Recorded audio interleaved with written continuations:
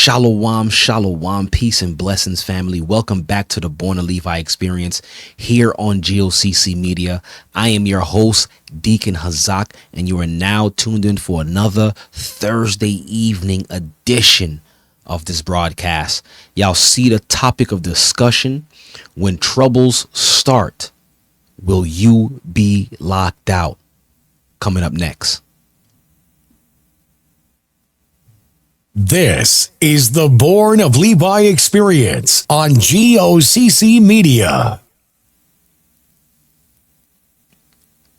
Let's go. Quick word from our sponsor. Starting June 1st, it will begin a new installment of the Hebrew and Bible Academy. The full 12 weeks will be concentrating on the beginning and fall of Babylon, history, the understanding of the religious aspect of Babylon, as well as what? The theme from Babylon, Rome to America. In the Academy, this is what you can look forward to. New lessons, the secret war of Edom against Israelites. But one thing we've never delved into was bringing forth the history, showing all the contentions and war Edom had waged against Israelites even until our present time. The desolation of abomination, how to calculate time according to God, and I can't wait for this lesson, Armageddon. The final war in heaven. If you've never been in the Academy, you want to be in this one. June 1st, we're in open enrollment right now. Go to historytimes.org to enroll.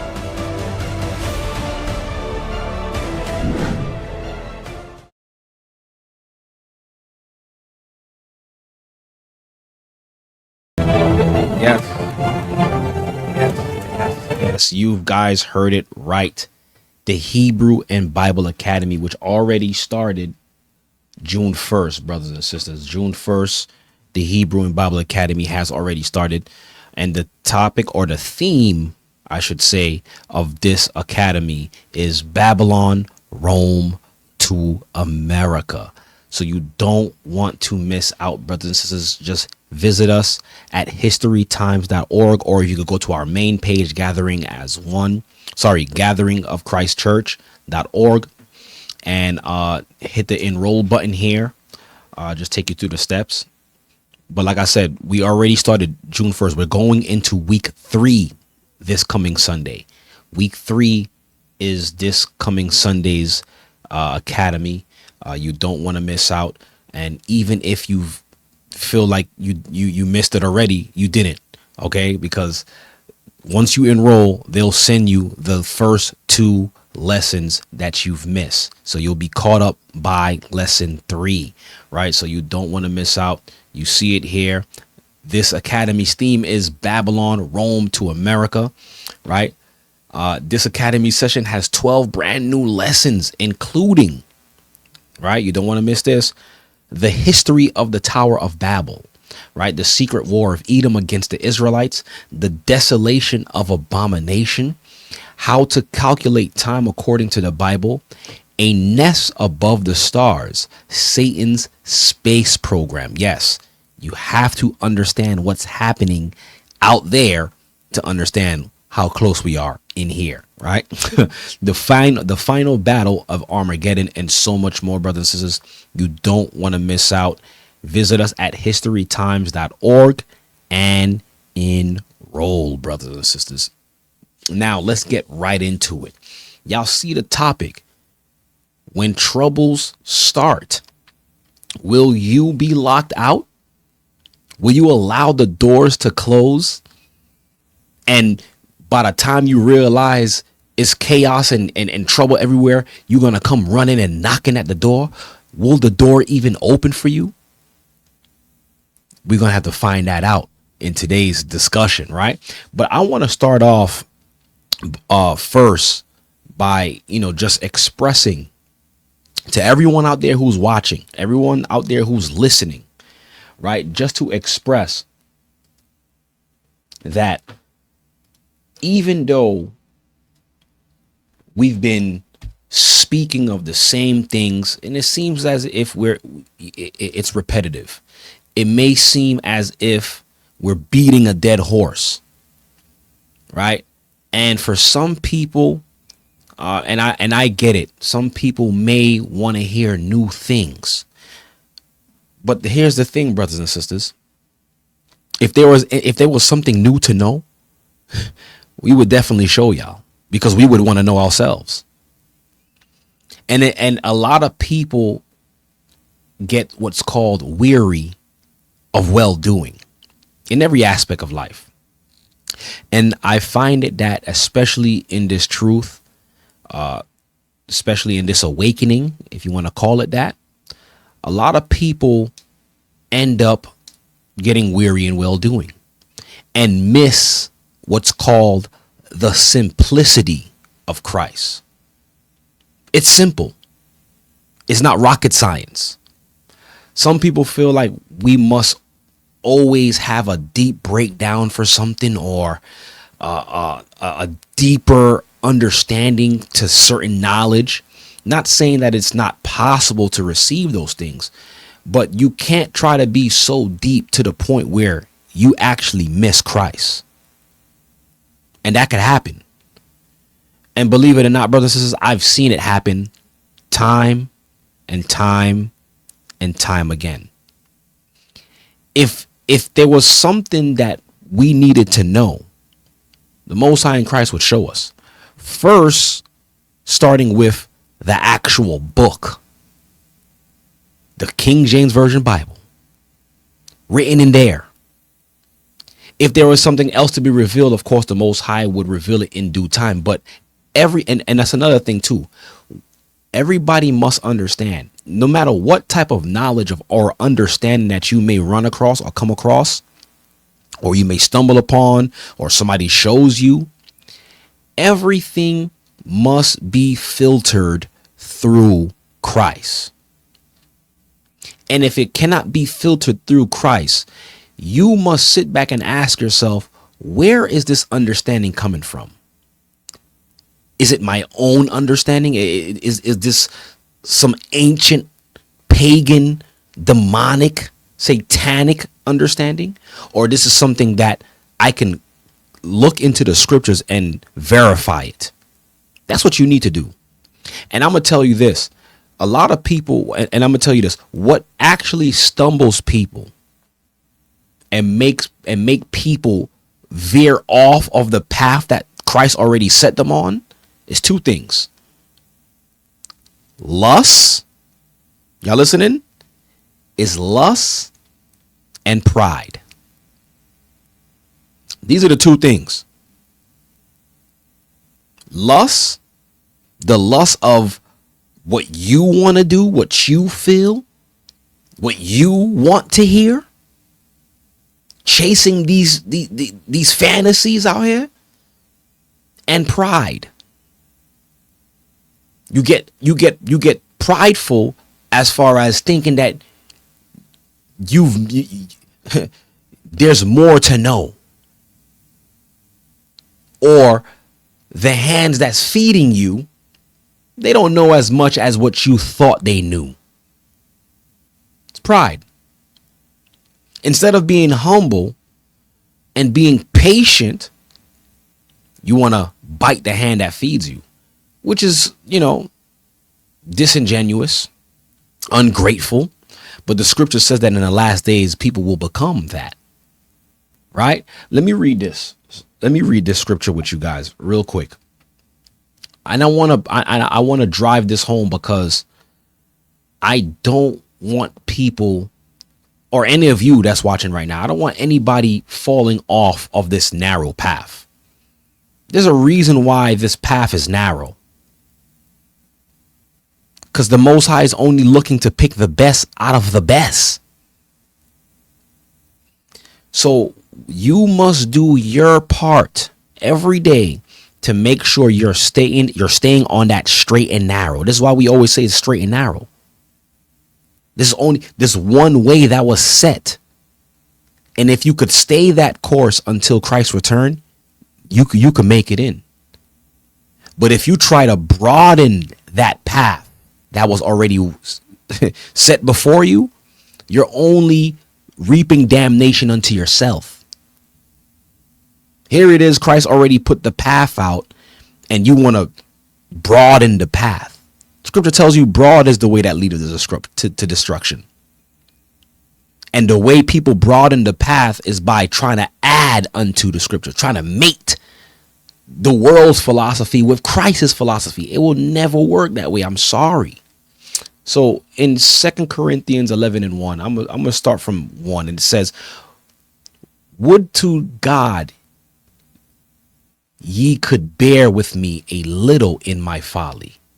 And now it may sound crazy that Paul is speaking about this, or he's speaking this way, because he's even saying in that first opening sentence, he's asking people to just bear with him in his folly. Maybe he may make a mistake. Maybe there's some things that he probably doesn't see that you could that they were seeing at that time. Because believe it or not, there were people of all walks of life coming into the church, coming to Paul with all level of high wisdom from the world. And I love how Paul speaks, because he's speaking as if he's nothing. But this man, he was a Hebrew of all Hebrews. He was a master at the law, but he would abase himself for the gospel's sake. He said, would to God ye could bear with me a little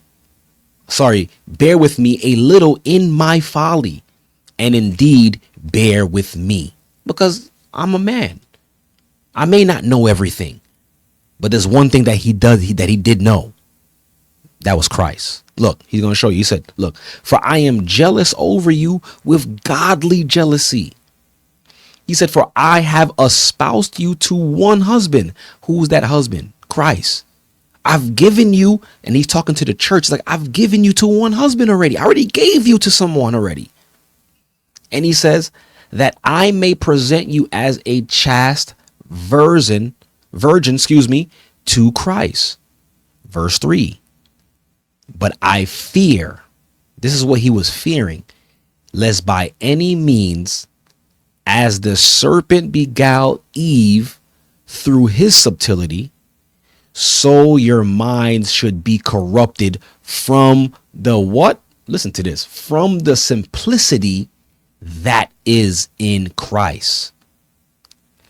And I love how he framed this, is because he's comparing us to Eve.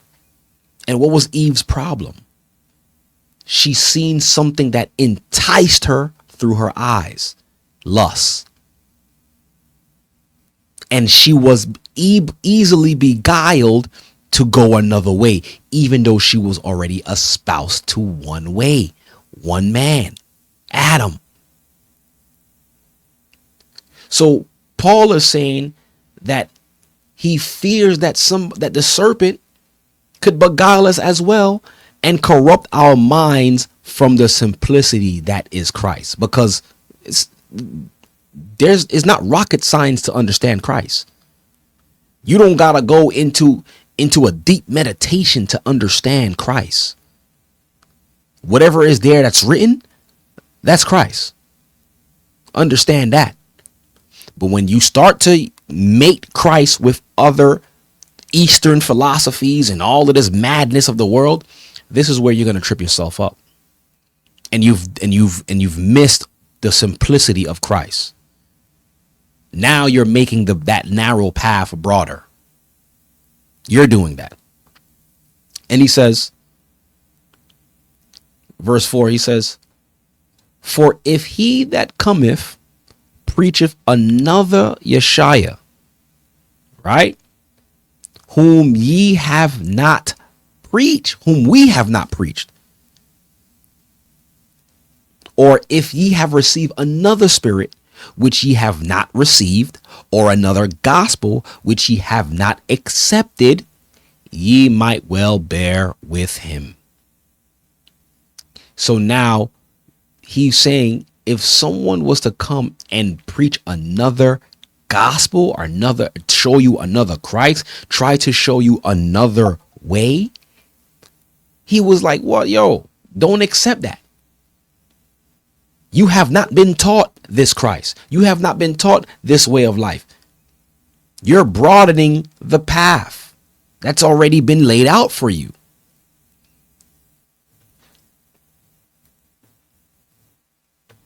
So you gotta understand the simplicity of Christ, brothers and sisters. It's very important for us to not stray away. It's very important. I'm telling you, there's gonna be some understandings out there that may sound interesting. And you may go into it, you may read about it. But to throw away the whole baby and the bathwater, you can only blame yourself at that point. You are allowing yourself to be married to another master. This is why Paul started speaking the way he speaks, like, yo, I already gave you to someone already. And a lot of us, we've already been given to Christ. We have made that decision. We have went into the water, been baptized for the remission of our sins, sealed by his blood, for us to be like, nah, I'm good off this. I think there's another way. And I'm telling you, we see it happen. Most of you seen it happen. But I'm here to tell you, don't give up hope. Don't stop following Christ. Because you know why? We're so close. And hopefully through this broadcast, you guys will see and understand how close we are. And this is why I'm saying, when you see, this is why, I titled this topic the way I did. When you see the troubles, when the troubles start to arise, will you be locked out? Because why? Some of you may turn back. Some of you may be like, this is too hard. I was better off. I was better off in the world. Some of you may give up hope. Some of you may feel frightened or be afraid because of all of the troubles that we're going to start seeing, and make you give up. But I'm here to tell you, don't give up hope. Don't stop fighting the good fight. And what's crazy is that's what the enemy wants to see. They're gonna continue throwing things our way. They're gonna continue frustrating us. They're gonna continue to put pitfalls and stumbling blocks in front of us, because they want to see you fail. And if you give in to that, you've made their day. They high-fiving each other. Look. He say, look, this brother said he was following Christ. This sister said she not going back. So this is why I'm here to tell you today, don't give up hope. We're this close. Literally this close. So I really wanted to say that to begin, just to give the listeners, those of you guys who are listening, some inspiration. Because trust me, y'all not the only ones fighting. Y'all not by yourselves fighting. I'm fighting too. We all fighting. As long as we in the flesh, as long as we're still in the flesh, we're gonna fight. But it's basically how badly you want it. How badly you want it. How badly you want to succeed. Do you want to win, or do you want to lose with this world? And I always say this, to be in this walk, you gotta be you gotta be competitive. You gotta have a competitive mindset. You gotta have a competitive spirit. You can't let little things stop you or take you off your game, throw you off your game. You gotta be competitive. You gotta have the will to win. You gotta know, you gotta keep the hope, understanding like, yo, if I endure, I'm gonna receive all this. Think about that. Right? So civil unrest is becoming a hot button topic as of late. And I know you guys seen what has been going on in what you call that place, in LA, the LA riots. And but what's even eerier about that, it's not only happening in LA. I just seen a video today of it's right now, it's a protest. It's happening in New York. But these protesters aren't protesters because they always turn into what? Riots. It's weird. I believe that. I believe it started with the whole what's that guy's name? That got choked out by the cop. Forgot that big guy's name. I'm forgetting his name. George Floyd. There it goes. I don't know how I forgot his name. When the whole thing started with the George Floyd character, it went from protesting, then, it turned into rioting, people looting. There's nothing new under the sun. And for some reason, people take this as an opportunity to do these things. But there's so much going on right now when it comes to these riots and with the whole P. Diddy trial. When you look at these things, how it's happening, it's like a big diversion for a greater scheme, for a greater thing. So, matter of fact, I'm gonna go straight to here. I'll go to this video first. Speaking of the protests that's happening, and I seen this video today.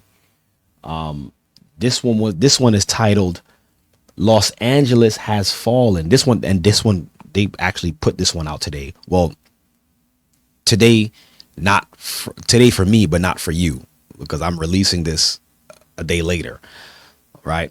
But anyways, it's called "Los Angeles Has Fallen. Anti-ICE protesters take over the city." And I want you guys to look at this. Right, let me put it on the screen. I want to put it on the screen as well. Hold on. Right, I'm gonna put it on the screen. I find it funny how they use the word "take over the city," and I want you, like I said, I want you guys to pay attention to this because it's supposed to be it's supposed to be a peaceful protest, but it's not. There's nothing peaceful about this protest at all. So take a look at this.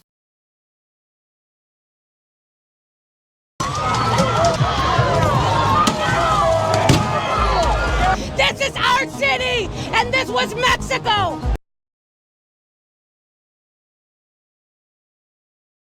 Hold on. This is our city, and this was Mexico. So a lot of the indigenous or the Mexicans, which I believe at one point were indigenous to the land of Los Angeles or California, a lot of the newer, I would say, the more younger crowd, they are starting to understand and realize that, yeah, at one point they're indigenous to this land, that they used to own Mexico. They used to own Los Angeles. So, You can't kick us out of the land that was ours. LA has erupted over the past few days as ICE officials came in and carried out a few raids. The past few days have been wild here on the streets of LA. Cars have been burnt, intersections have been taken over. Local and state officials are not happy with what's going on with the federal government. The footage you're about to see is absolutely insane. The police are coming through right now. Speak no more and get into the video. Everyone's out here protesting right now. ISIS came through here down in LA. The streets are erupting here. Let's see what's going on.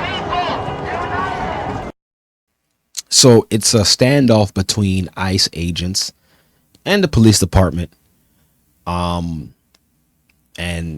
citizens, or what they would want to call migrants. A lot of them are migrants. A lot of them are illegal aliens, right? But them rioting the way they are is actually proving their point as to why they want them out. But I need you guys to really see this stuff. National Guard has been deployed out here into the streets of LA. Thousands of protesters are here on the streets right now. Right here on this federal building, you have words like F-ICE, revolution starting here, here for my family, all sorts of stuff. Right here you have the National Guard. They've come through. You have troops, about 300 in different directions. Trump sent in about 2,000 people. There's groups of 300 sent around the city right here. And this one is at the side of the federal building here at one of the ICE detention centers here in LA. What's your message to the National Guard here today? The National Guard. And why do you think they got sent out here today?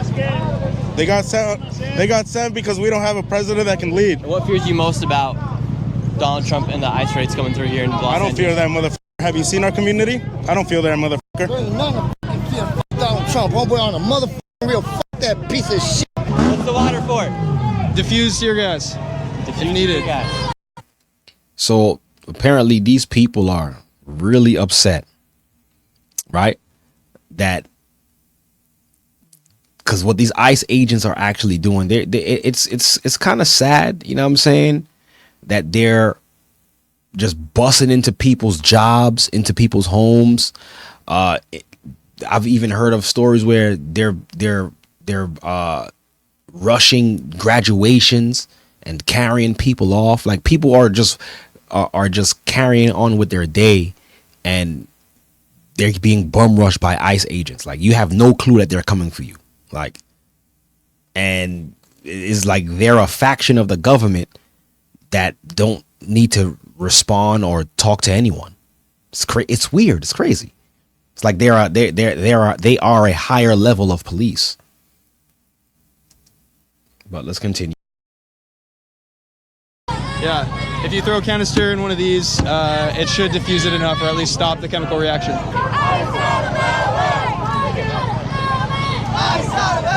What makes you want to come out here with the Honduras flag out here? I mean, these are my roots right here, you know? This is where my family came from. I'm a first gen. A lot of people wonder on social media, why are people coming out here with other nationalities' flags? If they don't like America, why don't they go back to I love America and what it represents. You know, the idea of America to our people is a better future and an opportunity to have a job and create something that in our homes we don't have.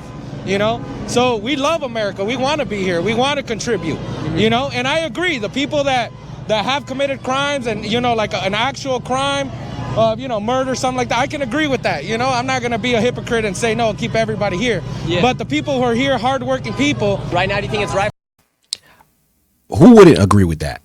Right. That was the narrative in the beginning when Trump was talking about that. The illegal aliens or the illegal immigrants, migrants who were coming in, causing crimes, because that when you rewatch his campaign and how he was talking, he was basically talking about the people who were here doing bad, right? People who was the gang members, what you call it, Trende Aragua. Hopefully I said it right. The MS-13 guys.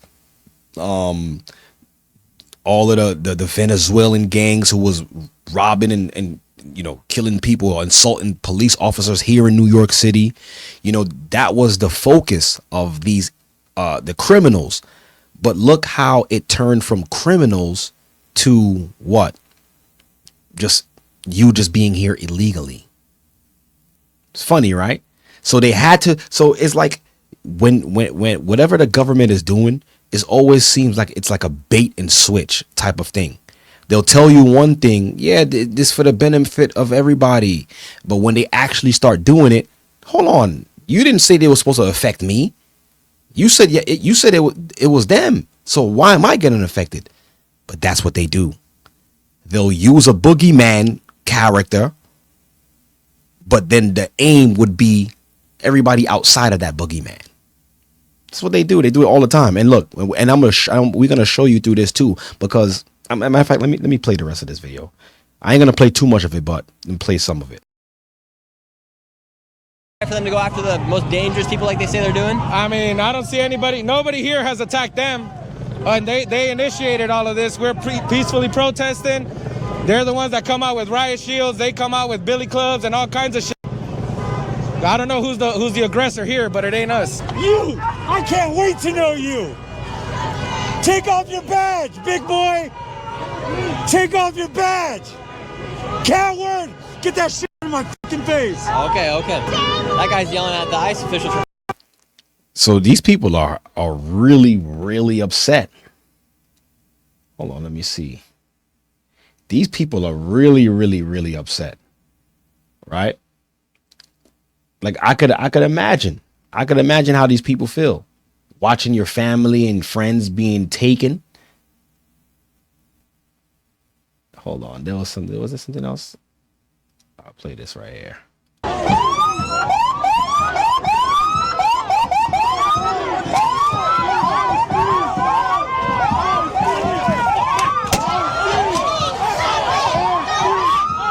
The police have been overtaken here on the streets. There's about 10 of them now here on the streets, and over 1,000 protesters are throwing waters at the police. Now the police are about to shoot.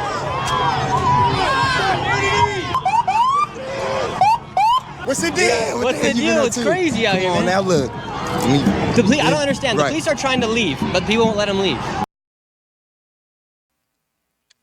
Look at Judah.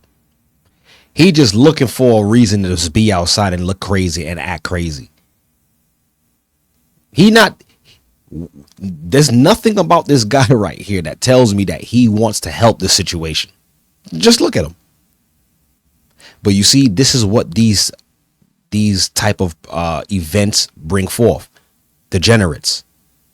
That's going to come out here and do harm and be crazy and give the government a reason to do further.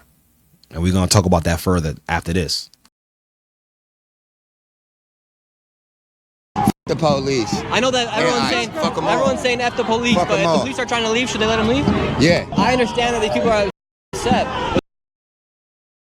Like, he ain't really have nothing to say. He was just there with a full Pooh Shiesty mask on on a scooter, talking about F the police. If I was the interviewer, I would have said, "Do you even know what's happening right now?" That's what I would. That would have been the next thing I'd ask him. Do you know what's going on? And nah, I'm just here. But why are you here? F the police. These are the kind of people that's out here. Matter of fact, I'm gonna come back to this.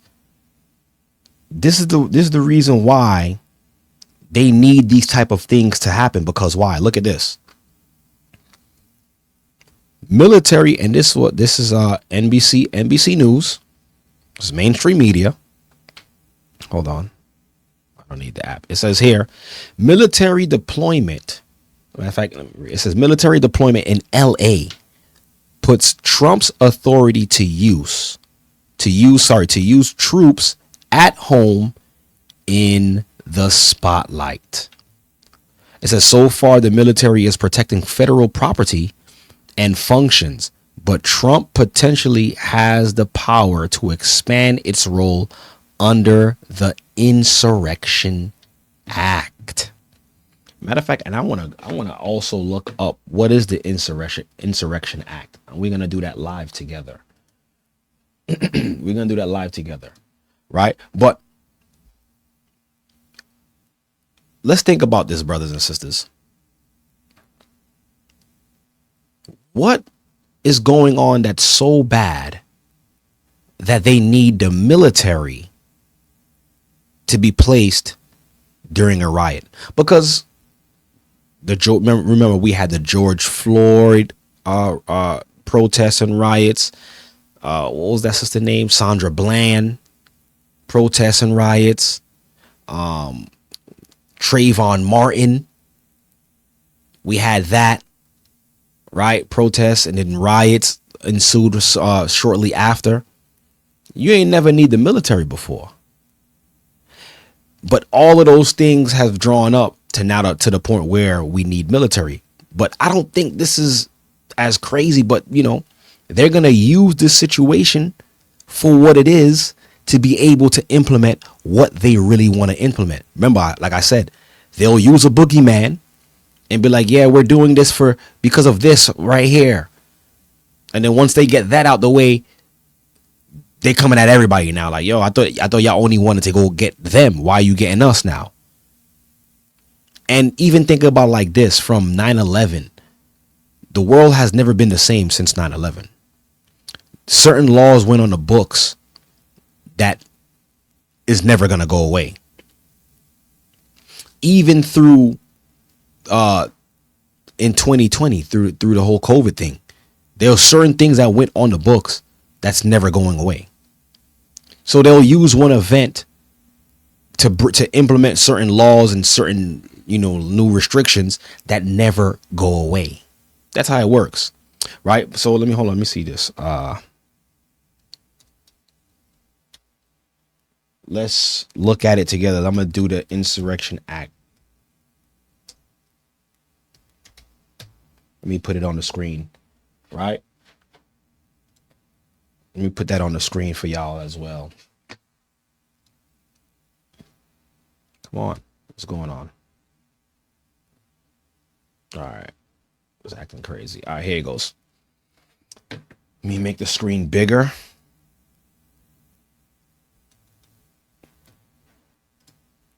So the Insurrection Act, right? So it says the Insurrection Act is a federal law, specifically Title 10 of the U.S. Code Section 331-335, that grants the president the authority to use the U.S. military to suppress insurrections, domestic violence, or other unlawful actions that impede the execution of federal laws. It essentially allows the president to deploy troops to restore order when state authorities are unable or willing to do so. And if you guys have been noticing that President Trump has been seen and heard publicly bashing the LA mayor. What's his name? DeSantis? I don't remember his name is some name. Forgot his name. But saying that he's incompetent, that he does not know what he's doing, saying that he's refusing to control the situation, right? The cops can't handle it, so they have to bring in the troops, right? As we seen. Hold on. Let me make this bigger. As we seen here. One second. As we seen here. Where are you? I'm sorry. Give me 1 second. As we seen here, right? So these riots now, it was supposed to be a peaceful protest, which is turning into a riot now. Right now, we need troops, military boots on ground. But like I said, remember, it always be one thing, but it's really something else, right? Let me show you. I've even seen this as well too. So I'm just trying to put the pieces together, right?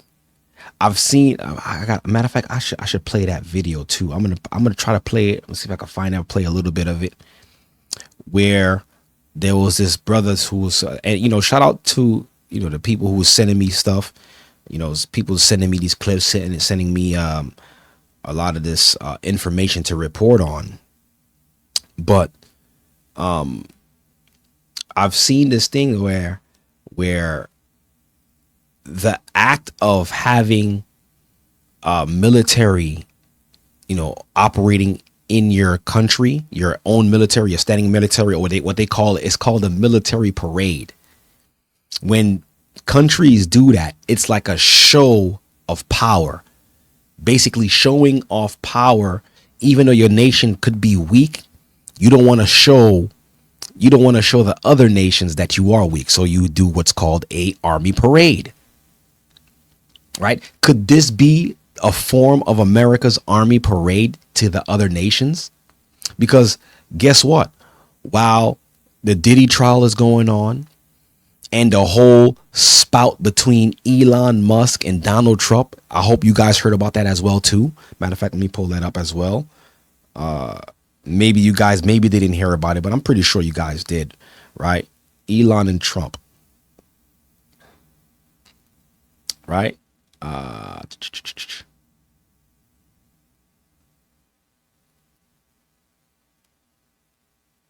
Wait, oh wow, I didn't even notice this. Hold on. All right, hold on. This is crazy.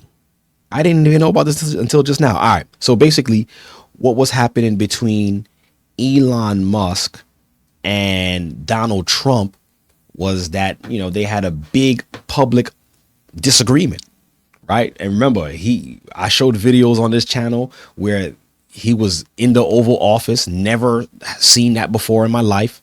An unelected person has become have become an elected official. He's unelected, right? He's just there in the Oval Office and basically like the right hand man to the president. They basically went head to head because Trump's New Deal. He don't like Trump's New Deal because essentially the part of Trump's new bill, I should say, what's part of it is actually taking funding from EVs, the whole EV initiative that was placed under Biden and them, right? So he was upset about that. So they're going back and forth. But now take a look at this. And this was 11 hours ago. This news came out today. Take a look at this. I didn't even know about this. So remember, like I said, that took the headlines of every news outlet, media outlet out there. So while people was focusing on their battle, right, there was a lot of things going on in the background and a lot of people didn't even realize. But check this out, though. Donald Trump responds to Elon Musk's late night apology after ugly public feud. So now all of a sudden they're friends again. Wow, you can't make this stuff up. Even if you tried. They had everybody looking one way when this wasn't even the real issue. Look at this. Washington. President Trump is feeling good about Elon Musk apology after the former first buddy admitted late Tuesday he had gone too far in his personal attacks on the commander-in-chief. How convenient now you issue an apology. Smoke and mirrors, guys. I'm trying to tell y'all. Look, I thought it was very nice that he did that. The president told the Post in a brief phone conversation Wednesday morning, but didn't say whether he was willing to let bygones be bygones with Tesla and SpaceX CEO. Listen, watch. I'll give it a month or two. You're going to see Elon Musk right back in the Oval Office. Mark my words. Watch. So, like I said, earlier last week, you had a big feud, between these two. And while that was happening, take a look at this. What happened last week? Take a look at this. A lot of people are not even talking about this. Everybody was so caught up on, they're arguing. The odd couple, I want to call them. But look at this on Twitter. And this is from the Iran Observer. Shout out to the person who sent me this, right? Breaking. Iran's atomic agency announced that the country has achieved full nuclear fuel cycle capabilities. This makes Iran the 8th country in the world to possess this technology and the first among Islamic countries. This was last week, June 5th.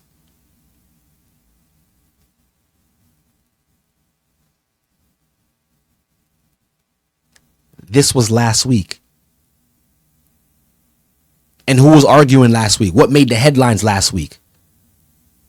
Donald Trump and Elon Musk. No one was even paying attention to this.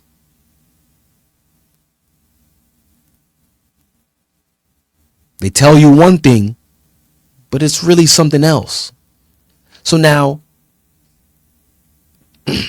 so this happened last week, right? While everybody was focusing on Elon Musk and Donald Trump's public argument, and miraculously he gives an apology this week. He gives an apology, and everything's all good. We're friends again, right? So keep that in mind, right?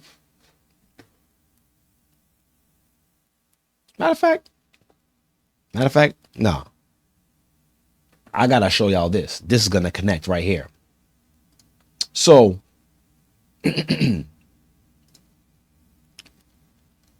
Trump and Elon Musk argue publicly last week. Makes headlines on every major news outlet. In the same breath, last week, Iran reaches full nuclear capabilities. One of 8 countries that can do that, and the first amongst Islamic countries. Earlier today, I don't know if you guys know who this lady is. I'll put her on the screen. Tulsi what's her name? Tulsi Gabbard. Tulsi Gabbard. Who is Tulsi Gabbard? She is the director of national intelligence. It's a faction of the CIA, or it could be the CIA itself, but she is the director of national intelligence. Right? So she puts out this statement today in a video, and I need you guys to listen to what she's talking about. Listen to this. Let's play this. Fair use as well too. Fair to the use.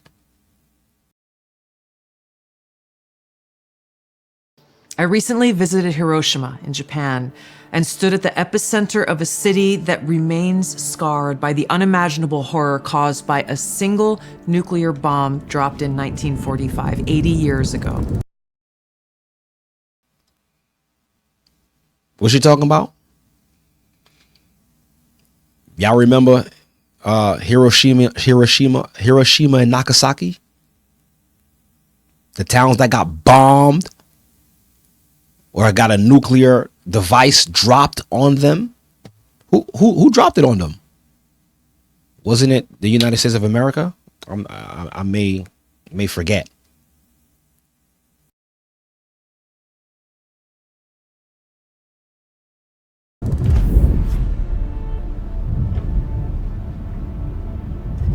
It's hard for me to find the words to express what I saw, the stories that I heard, the haunting sadness that still remains. This is an experience that will stay with me forever.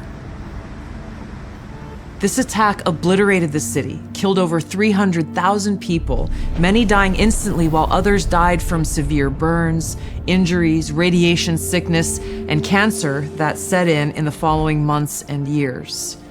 Nagasaki suffered the same fate. Homes, schools, families, all gone in a flash.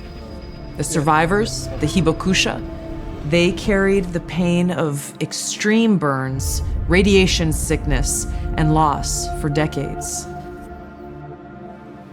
Survivors of this attack were asked to put in paintings and drawings their own memories and how they felt and what they saw, and those paintings and the suffering that they conveyed, And you see how they playing that heartfelt music in the background, and just painting the picture how devastating it was. And just pay attention. the pain and the sense of loss were almost more powerful than the photos themselves. Yet this one bomb that caused so much destruction on Hiroshima was tiny compared to today's nuclear bombs.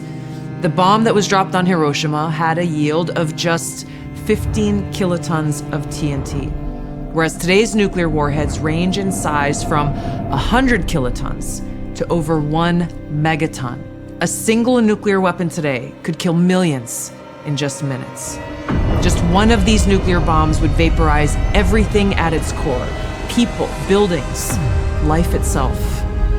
The shockwave would crush structures miles away, killing and maiming countless people. And then comes the fallout. Radioactive poison spreading through the air, water, and soil, condemning survivors to agonizing deaths or lifelong suffering. A nuclear winter could follow, with smoke and ash completely blocking the sun, plunging the world into darkness and cold, killing crops and starving billions. Acid rain would scar the earth, wiping out entire ecosystems. This isn't some made-up science fiction story.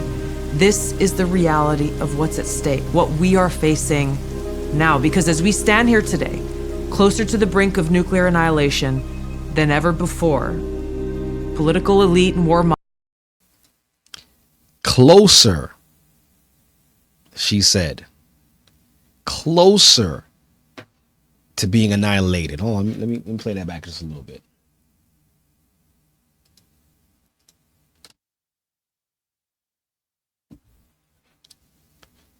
On the brink of nuclear. Let me play that back.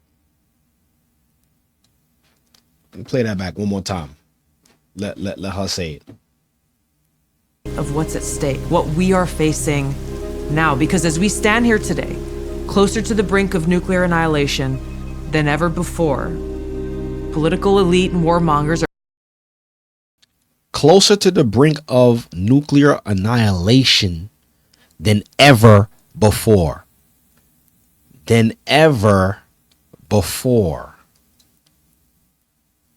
Closer than ever before. And I find it so funny or so weird that she issues this statement today. But this happened last week. So if you didn't know this, you wouldn't even know what she's talking about. All right, but let's continue. Let's continue. are carelessly fomenting fear and tensions between nuclear powers. Perhaps it's because they are confident that they will have access to nuclear shelters for themselves and for their families that regular people won't have access to. So it's up to us, the people, to speak up and demand an end to this madness.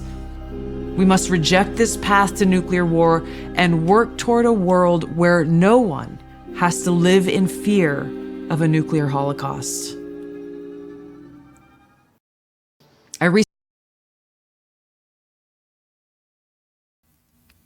So now somebody would what one would ask is like, you just put out this message, but it's just out of nowhere.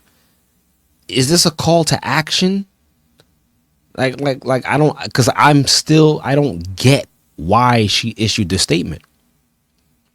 Right? And it's as if they're trying to paint the picture for everyone, or for us to be like, you know what? Yeah, we gotta do something about this. We gotta stop these other countries from obtaining nuclear weapons. And in my mind, was this her way of trying to get us to, to speak up and say, you know what, somebody need to stop Iran, because they've been the talk when it comes to nuclear weapons, trying to stop them from obtaining it. So is this their way of getting us to side with them? So when they actually do go in and war with them, we could be in agreement with it because why? Because she issued this statement and made us remember what happened to Hiroshima.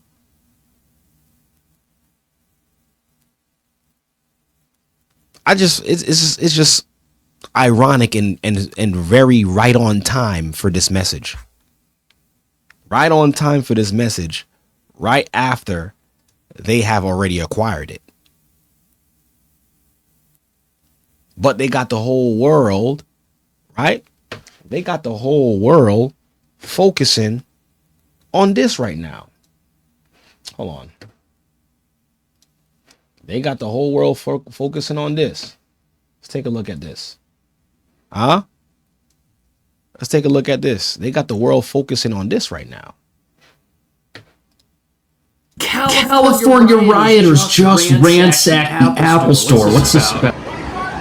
Whoa, it's like a stampede. Look at these guys.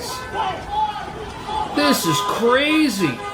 And they're inside the store. Look at them just ripping phones, taking stuff. Wow, this is crazy. Look at all these people. There's no police anywhere. So this is all the ammunition that they need to do what they're doing, to stop the civil unrest or to stop an insurrection.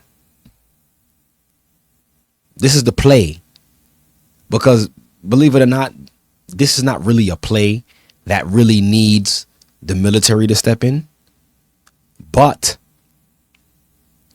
how convenient would it be that you already have your military position in key states just in case something goes off with another nation? You got to look at it like that as well too, right? You already have boots on the ground, because believe it or not, before this, America's a sitting duck. All of the troops of America was stationed outside of the U.S. So if war was to happen here in the U.S. soil, it would get overtaken. There's no soldiers here. But how convenient now that Iran has publicly postured themselves and showed the world that they have nuclear capabilities. Yeah, let's start the riots. Okay. We're just gonna pay a couple of these guys. We'll send them in. We're gonna help you guys though. We're gonna bring in the troops, and we'll have them stationed, not just there in L.A. Right? Not just here in L.A., but all over. Trust me, I'm gonna show you. Watch.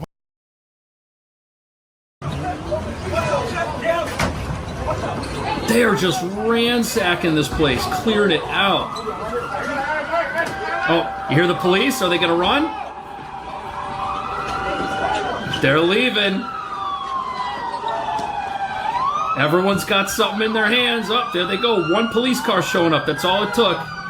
There they go. Look, there's still people inside the store. This is a massive Apple store. Look, these guys, they still want to go get something.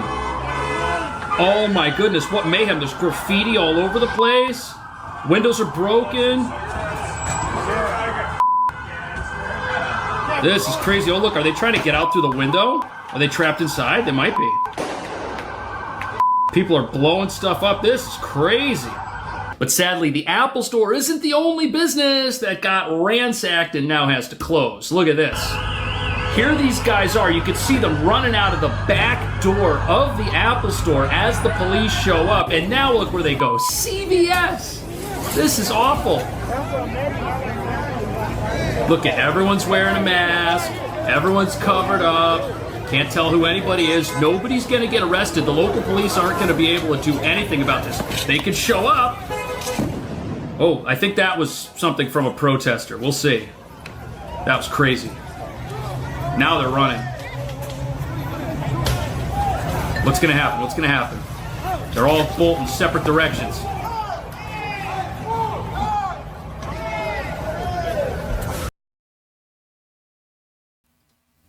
And this is to help fight against ICE. This is supposed to help the illegal aliens get their rights back. How, like, I'm still trying to understand, how does a protest for rights turn out to this?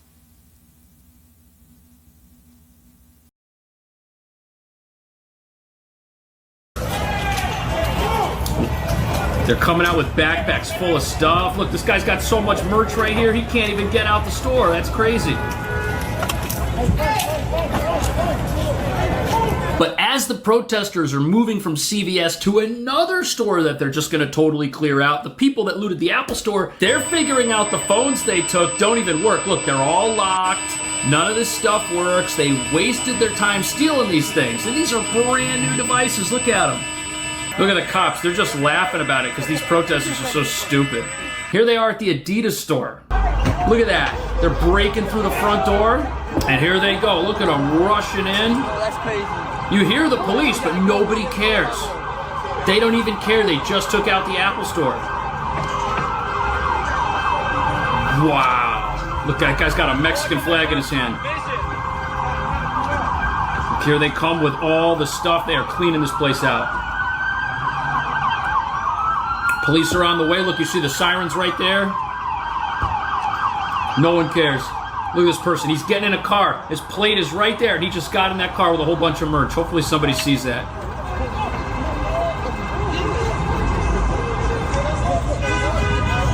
This is crazy.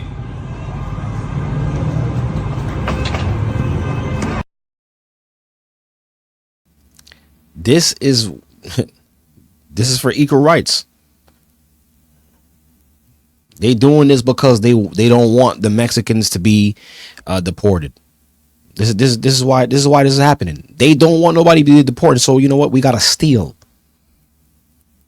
We gotta destroy our own community. Steal, and hopefully, you know, that'll fix the problem. I don't know how this makes sense, and there's a lot more going on, but you know, I would have to do a show within itself. Matter of fact, let's hear this. Let's hear what she gotta say. Let's hear what she gotta say. Hold on. Let's listen to this real quick. I gotta hear. Now surprised that another form of lawlessness has come in along with it. This whole city's falling apart, and the plan to stop this lawlessness is to implement a curfew. Let's see how that's working. Last night, there were 23 businesses that were looted, and I think that if you drive through downtown LA, the graffiti is everywhere and has caused significant damages to businesses and a number of properties. So my message to you is, if you do not live or work in downtown LA, avoid the area. How come that's not her message to all of the protesters and all of the rioters in Los Angeles? How come it's only her message to people who might want to go and do looting? That's interesting. But as the mayor of LA is about to learn, protesters who don't care about defying federal law, they don't really care about defying local laws either. This is how the curfew's working out. Look at this. Here they are, marching with their foreign flags through the same part of town. And there's cars with flags out too. Nothing has changed. These people don't care. And they're supposed to be following a curfew. But the thing is, they don't really care about the protesters. They need the protesters for their agenda. But stop looting, guys. Right? Curfew for the people who's breaking the businesses. Because why? These businesses gonna have to what? File insurance claims, and insurance companies, they're all in cahoots, man. Right? So I wanted to show that. I don't want to play too much of it because, you know, What is there to see here? Everybody, people looting, going crazy, right? There was something else I wanted to show. There was something else I wanted to show, but all right, that's about it with that. So, brothers and sisters, this is where we at right now. And this is just the beginning of the troubles. This is just the beginning of it, brothers and sisters. And oh yeah, I did have something else to show y'all. I've even seen another post from somewhere, I can't remember from where, showing and explaining that protesters were the protesting was not only going to be in LA, but it was moving on to other states. And you got it. One of the other states that it moved to was here in New York. Look at this. Let me play this for you guys. Let me play this for you guys. I actually seen this video today. So let me give it some volume. Sorry. Side in New York City. These protests are happening all over the country. Right here in New York, there's just a very big one downtown, rolling from the west side to the east side in New York City. Check it out. Look at this. So as of right now in New York, it's just protesting for now. And this happened earlier today. Is it going to turn to a riot? I believe so, because they need boots on the ground. They need the boots on the ground. They have to position the militaries. This is what I believe, that they have to position the militaries in key major cities or states. All right. But right now they're protesting in New York. I believe it's going to turn into riots. You can expect more of these around the country. These protests are happening all over the country. Right here in New York, there's just a very big one downtown, rolling from the west side to the east side in New York City. Check it out. Like, my thing is, like, who's orchestrating these things? Like, who's coming together and like, you know what, we're going to set this up here and there, and who's doing it? Y'all got to think about, y'all got to ask yourselves that too. That's another thing you have to ask. Don't just follow along. Who's behind it? You can expect more of these around the country. These protests are happening all over the country. Right all here over in New York, there's just a very big one downtown, rolling from the west side to the east side in New York City. Check it out.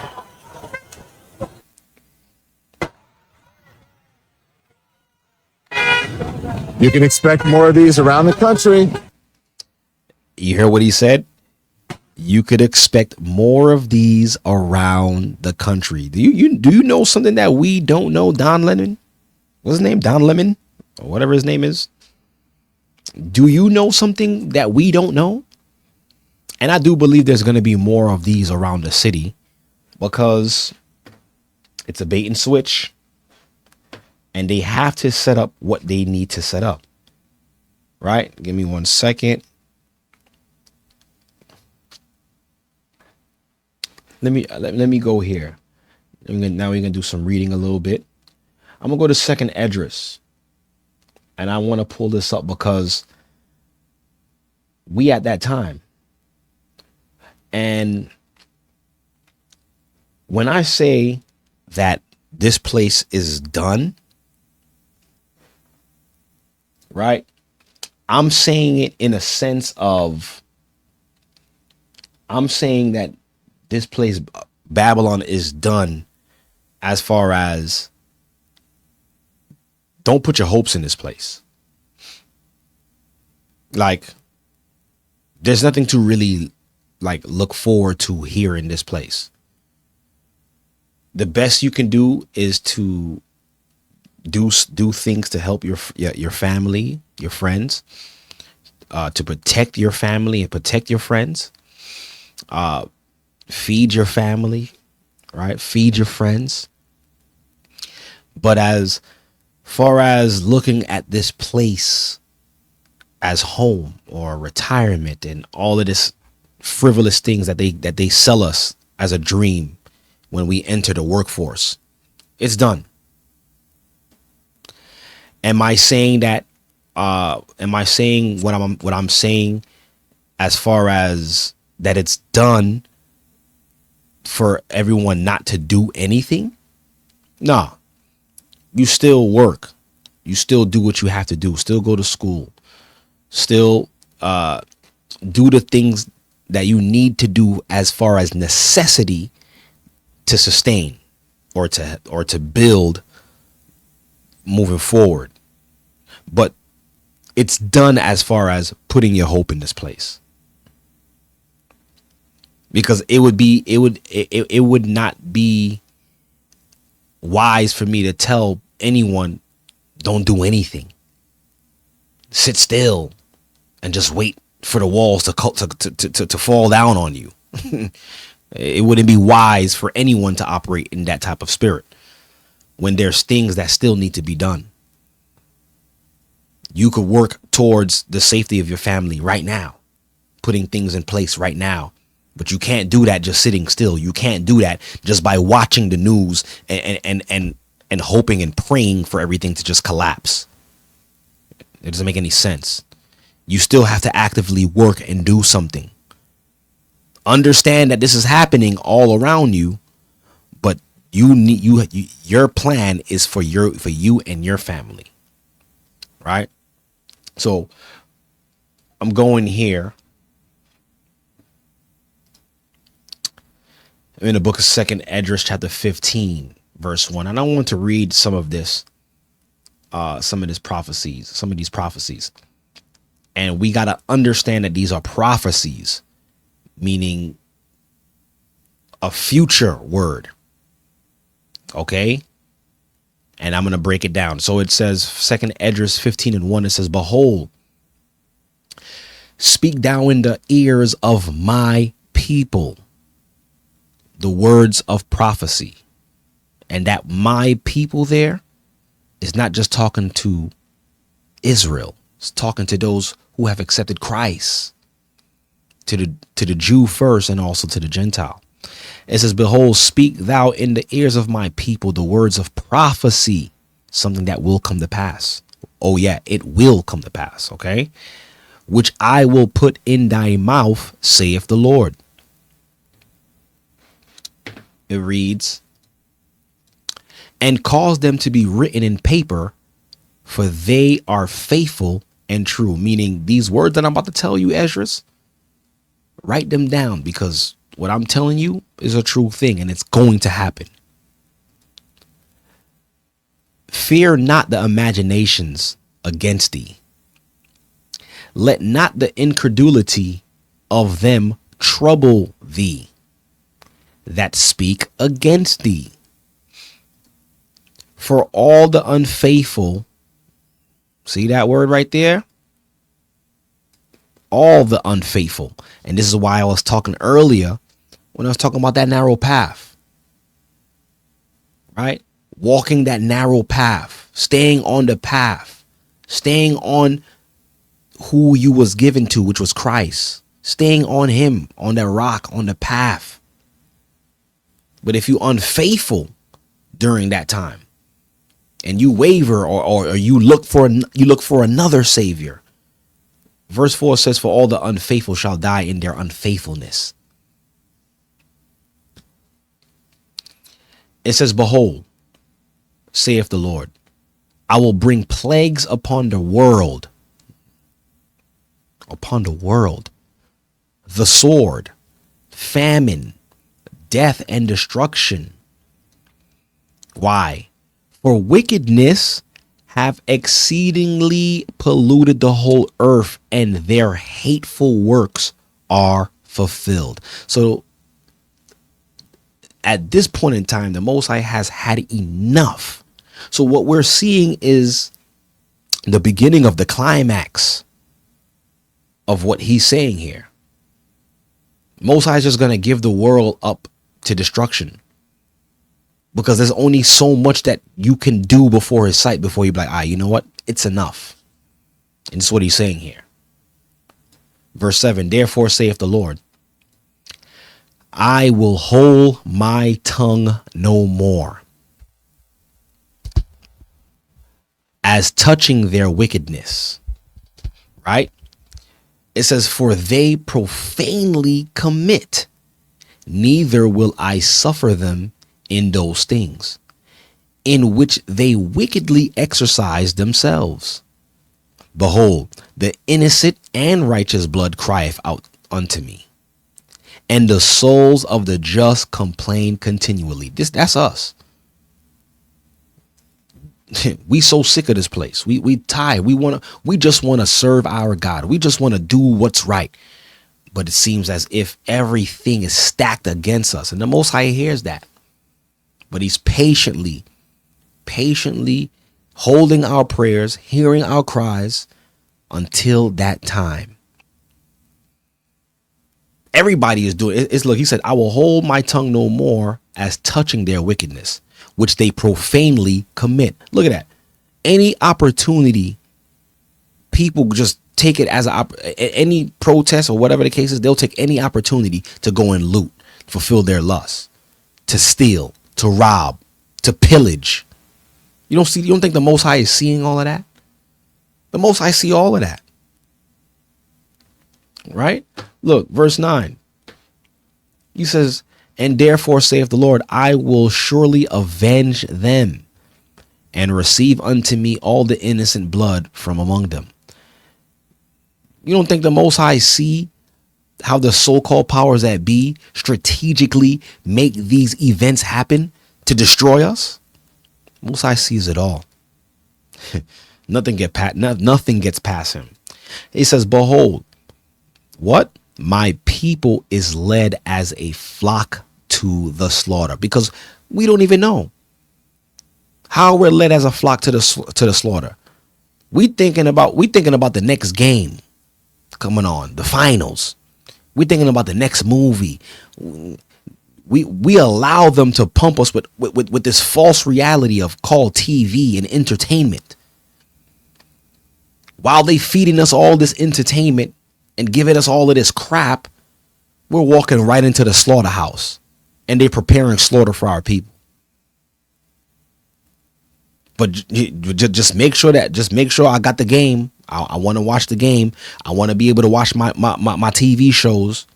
I want to be able to go and catch that movie. I want to be able to go and eat here and do this. They'll give you all the entertainment. This is a circus. They'll keep you entertained. And while they're entertaining you and they fatten you up. They're allowing you to get fat. They're allowing you to get, oh yeah, this is the one I want. Take that one. Right into the slaughterhouse. See, that's how it works. It says, behold, my people is led as a flock to the slaughter. I will not suffer them now to dwell in the land of Egypt. And now some naysayers are like, this is not a future prophecy. God's people is not in Egypt. Yeah. Look, it says, we're gonna prove that this is not talking about ancient Egypt or Egypt that's on the map right now. Matter of fact, let me show you that right real quick. Hold that. Hold that real quick, and I'm going to go to the book of Revelations.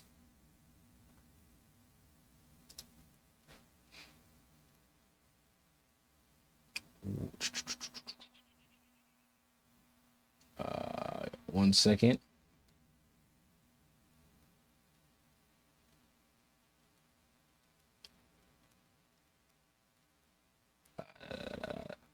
Let me get that for you real quick. I believe is in Revelations. One second. Let me precept that for you.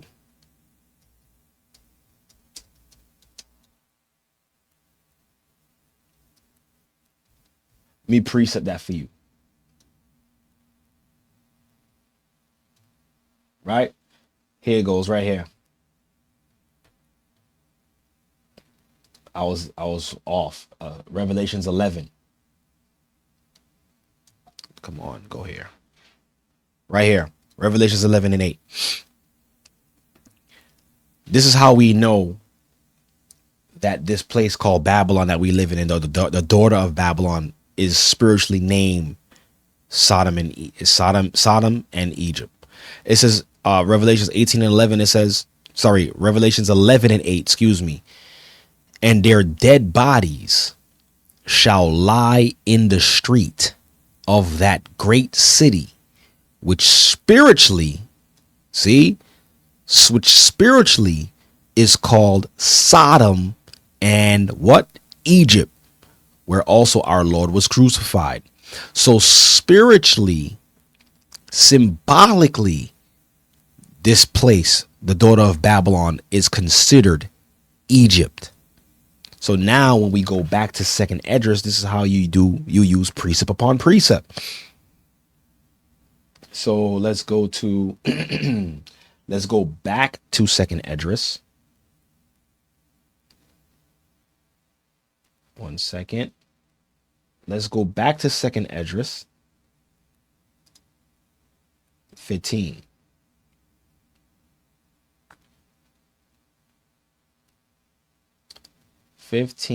And 10, where it says, behold, my people is led as a flock to the slaughter.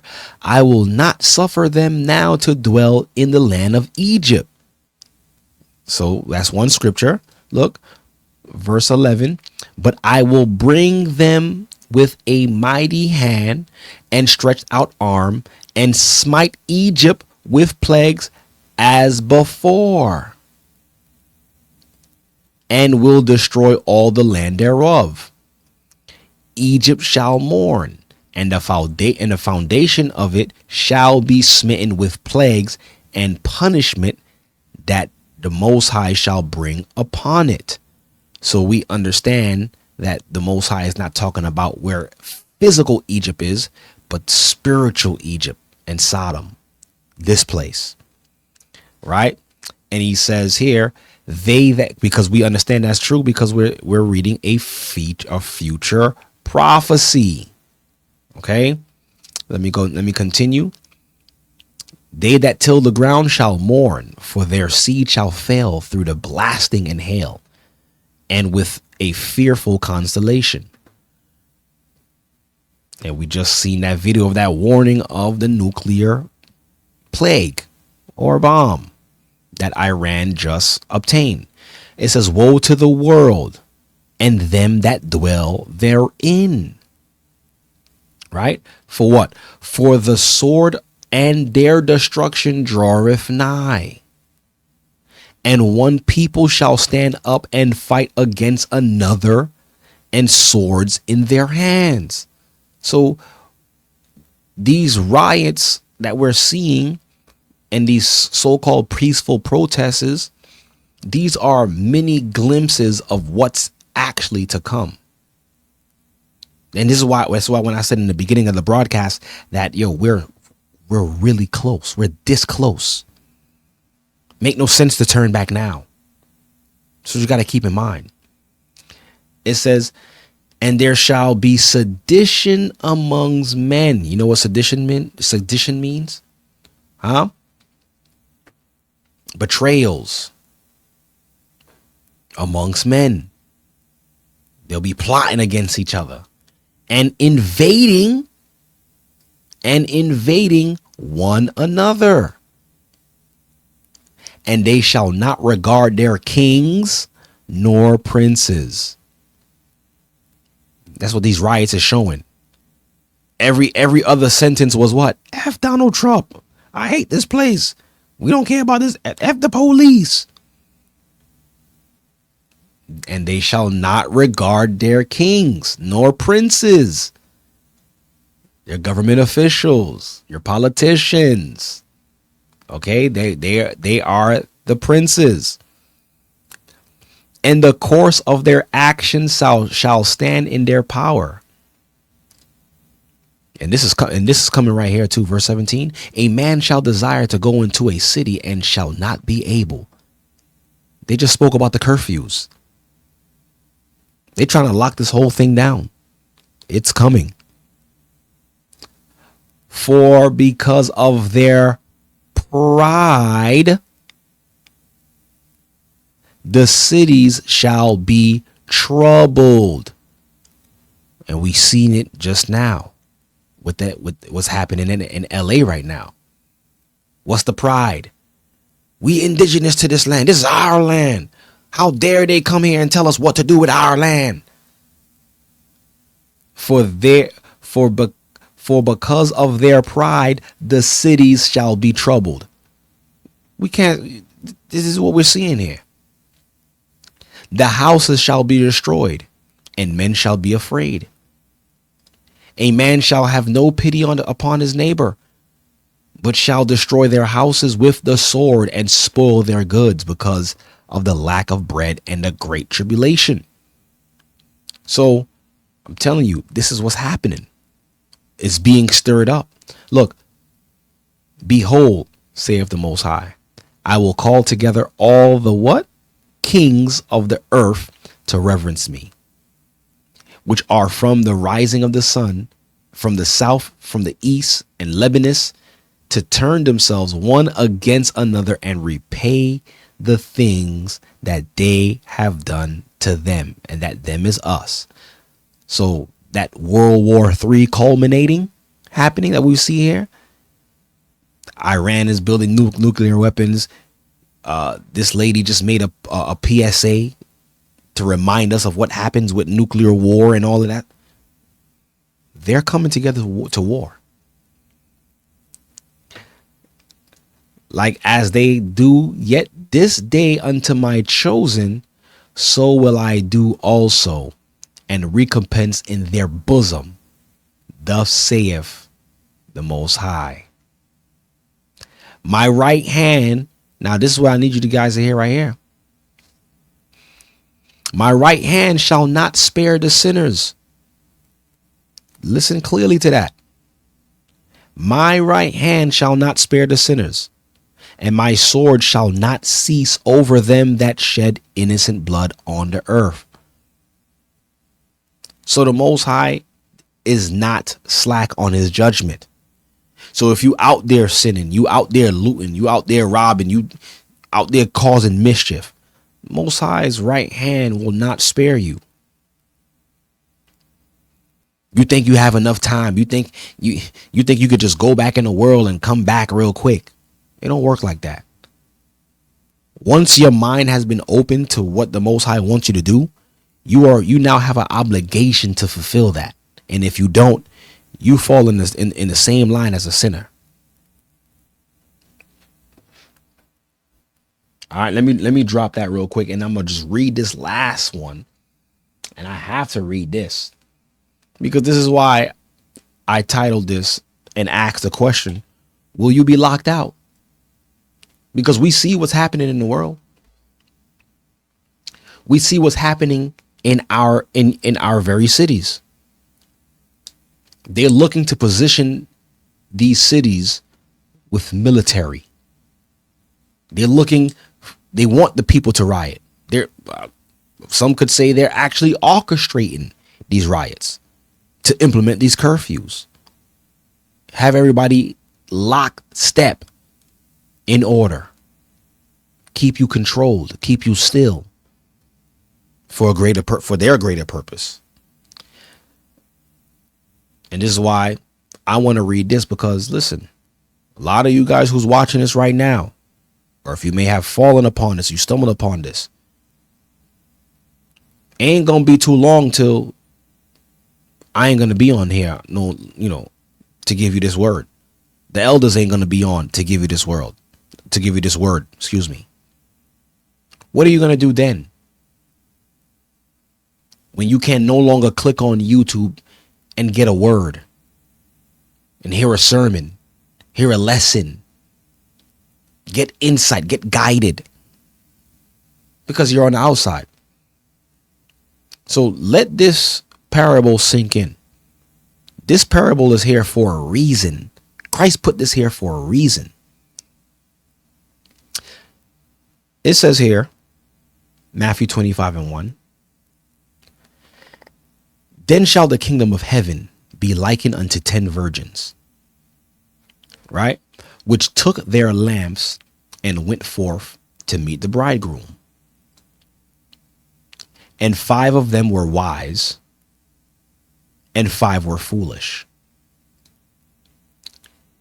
They that were foolish took their lamps and took no oil with them.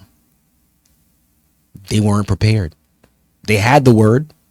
This is how we're going to break it down. They had the word, but they didn't apply the word in their lives. Verse 4 says, but the wise took oil in their vessel with their lamps. So the wise, they heard the word and they were living the word. They applied it. Right? It says, while the bridegroom tarried, it says, they all slumbered. Not just the foolish and the wise. It said they slumbered and slept. But one thing that the wise had over the foolish is that they had the oil. They were prepared. Yeah, they slept, but they wasn't at Shabbat. They were congregating. They came in. They got baptized for the remission of their sins. They didn't just hear the word and like, I'm going to get to it one day. They didn't get the word and be like, I'll just catch the elders online today. 2, 3 years go by, 4, 5, 6, 8 years go by. Yeah, I'll just catch them online. When you could have just probably, for some of you, just a train ride away. Is in the same city you live in. I'll just catch the elders online. You live in the city. Verse 6. And at midnight there was a cry made. Behold, the bridegroom cometh. Go ye out to meet him. Then all those virgins arose and trimmed their lamps.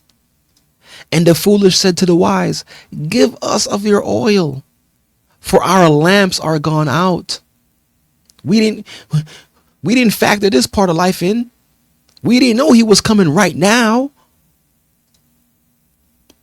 But the wise answered, saying, not so, lest there be not enough for us and you. But go ye rather to them that sell and buy for yourselves. And while they went to buy, the bridegroom came. And they that were ready went in with him to the marriage, and the door was shut. Afterwards came also the other virgins, saying, Lord, Lord, open to us. I finally made my choice. I finally decided that I want to come serve you. I finally feel ready to be a part of this, work. But he answered and said, verily I say unto you, I know you not. Watch, therefore, for ye know neither the day nor the hour wherein the Son of Man cometh. And that's crystal clear. I don't even have to break down that part. Watch and pray. Watch ye therefore, because none of us know the day or the hour that he's going to return. Now the question is, will it be too late for you to be received in when you have all of this time now to get right? You see what's happening. You see the riots. You see they setting up the military. You see they doing all of that. But you good, right? Yeah. You could still catch the movies tomorrow. You could still go out to eat. You could still go dancing. You could still stand in line and get those new Jordans. You could Buy that new car. Focus on your degree. Yeah. You can still do those things. Yeah. But have you prepared anything for your soul? Are you actually being guided outside of online?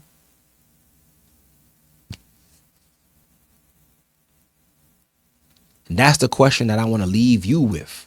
For those of you guys who haven't made that choice. And what's crazy is a lot of you guys don't need to see the riots or whatever the case is. You can feel it. You can feel that something is not right. You can feel that something is off. You know it. Because we all went through it. We all knew that something wasn't right with this world. We knew that something wasn't right with our lives. And what we did, we were obedient and took heed to what the Lord was saying, came in like everybody else, got baptized, and is continuing to work. What's stopping you? What's holding you back?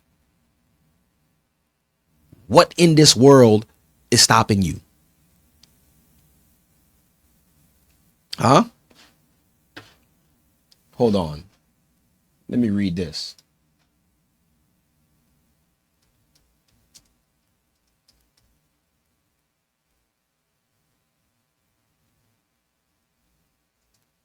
Let me read this last scripture.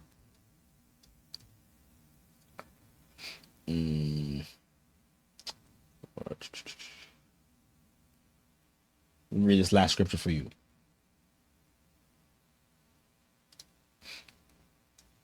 Last scripture, and I'm definitely out of your way. Because I need this to prick your soul. I need you to understand the seriousness of what we're talking about here. So in Matthew 24, matter of fact, I'm gonna start at verse 20. I'm gonna start at verse 24. Matthew 16, verse 24. Then said Yeshua unto his disciples, if any man will come after me, let him deny himself and take up his cross and follow me. Meaning take up that burden that's burdened you and follow Christ. Don't try to be like, you know what, let me take care of this first and then I'll come and follow you, God. It don't work like that. By you doing that and operating like that, it's like you already showing the Most High that your problems is too big for him to fix. That's what you're showing the Most High when you do those things. When you must carry your burden to him. Christ said it, come unto me all ye have burden and have labored. Have labored, and I will give you rest. That's what the scripture says. Not go and fix your rest. Go and fix your problems, and then I'll come and give you rest. What? Verse 25 says, for whosoever will save his life shall lose it. You're going to lose it anyways. What are you trying to save? What are you trying to accomplish out there? Because whatever it is that you're trying to accomplish, eventually you're still going to lose it still. It says, and whosoever will lose his life for my sake shall find it. You're going to find your life. You're going to find your purpose as well too. For what is a man's profit if he shall gain the whole world and yet lose his own soul? Or what shall a man give in exchange for his soul? How much is your soul worth? Think about it. How much is your soul worth? Can you put a price on it? Can someone buy you? For the Son of Man shall come in the glory of his Father with his angels, and then he shall reward every man according to his what? His works. So everybody will be rewarded according to what you chose to work on this earth. If you chose to to work on your flesh and to provide your flesh all of the goodly things that you can see and you could feel, you will reap the benefits of that. That was your work on this earth. Your work was what? Prostitution, sleeping around, fornication. That's what you worked on this earth. Lasciviousness, revelings, crazy parties. That's the work that you worked on this earth. So the reward for that is the corruption of the flesh. That's what you're going to receive. But those who chose to deny themselves of those fleshly feelings of feeling good, your reward will come from Christ himself. That's what you got to understand. So there's a reason and there's a purpose to why we deny our flesh. Because any work of the flesh only is going to yield corruption. And everything that you've built around your flesh, you're going to lose it still anyways. So was it worth it? Was it worth it? Was it worth your soul at the end? And like I said, Satan and these demonic forces have made this world look so glamorous. This is why they gotta pump you with commercials every 5 seconds. Every 3 months is a new phone. Every 3 months there's a new phone. Every 6 months there's a new car. There's a new style of clothing. There's a new TV show. To what? It's dopamine to feed your lusts. Make you prideful. And that's the two. And like I said in the beginning, these are the two things that causes people to go off. Lust and pride. Two of the main things. Then you have offenses that come along with it. Right? But you got to look out for these two. Lust and pride. What profit is it for a man to gain the whole world but to lose his own soul? That is the question. So brothers and sisters, I really pray and hope that this message and this conversation was eye-opening for a lot of you all. Think about the things that were said here tonight. Meditate on them and formulate a plan for you and your family. Formulate a plan for your own soul. What are you going to do? What's the next step? Because this ain't going to be here forever. You may not even have a chance to even watch reruns no more. They might scrub the internet of all of these videos. Then what? What do you got? What do you got to stand on? Right? And that, brothers, is my time here. And I appreciate you guys for coming in. And if you haven't done so, I didn't say this yet, but please subscribe. It really helps this channel out a lot. Your interactions, your comments, your thumbs up. And let me also show y'all this as well before I get out of here. Right? Y'all see here when you go to any one of the church's pages. I'll just use the main page for now, just to show you guys this.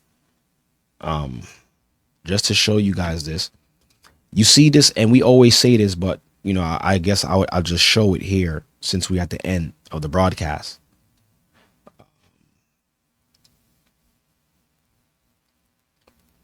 Let me get this out the way.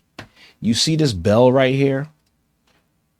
You have to hit this bell, not just hit the subscribe, but this bell. You have to click on it. Once you subscribe, you must click on it and hit all. Hit all.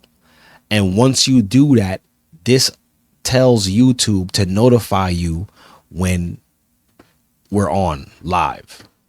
Okay? This notifies YouTube. So do that on the A Gathering page, and also do that on the I don't know why my bell's not on this one as well.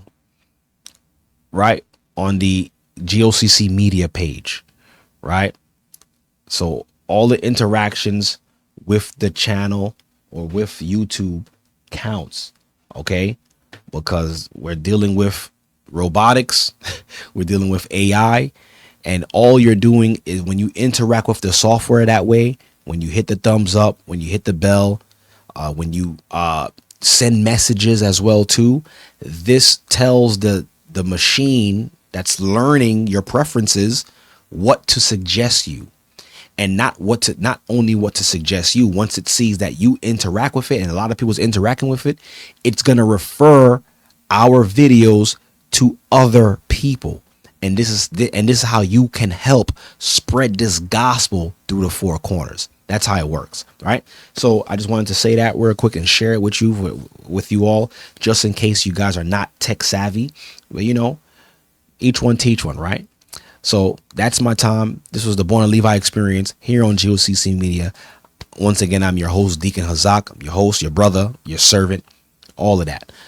All right. Thank you guys for coming in and tuning in. Share this particular broadcast, and I'll catch you all on the next one. Shalom. Peace out. Are you tired of reading the Bible and not really understanding what it means? Yo, you know you're reading the book upside down? I need a teacher. I got the perfect solution for you. The Hebrew and Bible Academy got you all covered.